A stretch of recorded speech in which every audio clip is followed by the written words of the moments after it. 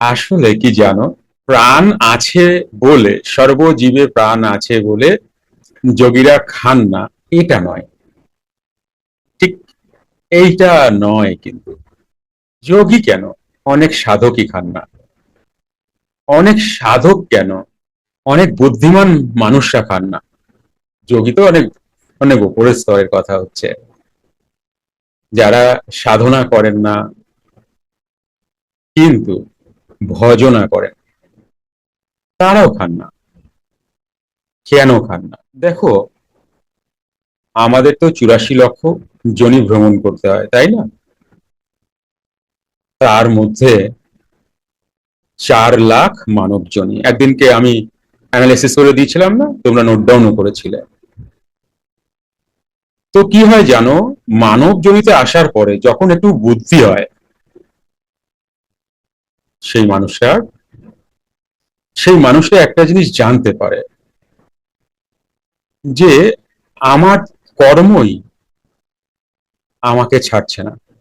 Rudraksha prediction করে ধারণ করতে যোগাযোগ জ্ঞানী গুরুর সাথে। কর্ম মানে এখানে সুকর্ম বা কুকর্ম।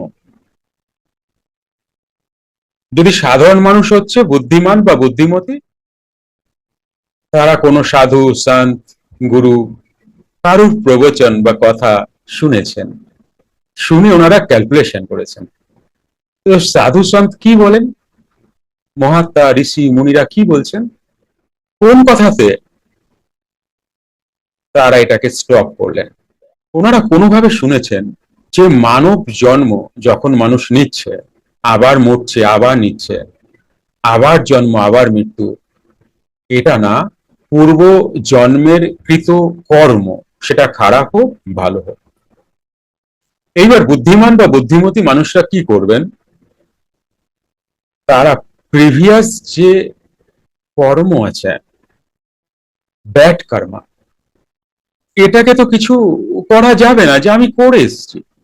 কথাটা বোঝা যাচ্ছে? যা আমি আগের জীবনে করে এসেছি খারাপ কাজ, তার আগের জীবনে খারাপ কর্ম, তার আগের জীবনে খারাপ কর্ম, এটাকে তো আমি কিছু করতে পারি না। তাহলে এটা না, একটা জিনিস আমি করতে পারি। যুক্ত ক্রিয়াযোগ, সুষুম্না অন্তর্মুখী প্রাণায়াম, সম্ভাবী মহামুদ্রা, কপালভাতি শিখতে চাইছেন? প্রতি সপ্তাহে মঙ্গল, বুধ ও বৃহস্পতিবার রাত 8টা থেকে 9টা অবধি জুম অনলাইনে নিজের বাড়ি বসেই শিখতে পারবেন। যোগাযোগ জ্ঞানী গুরু কমিউনিটি। Phone number 9903680146।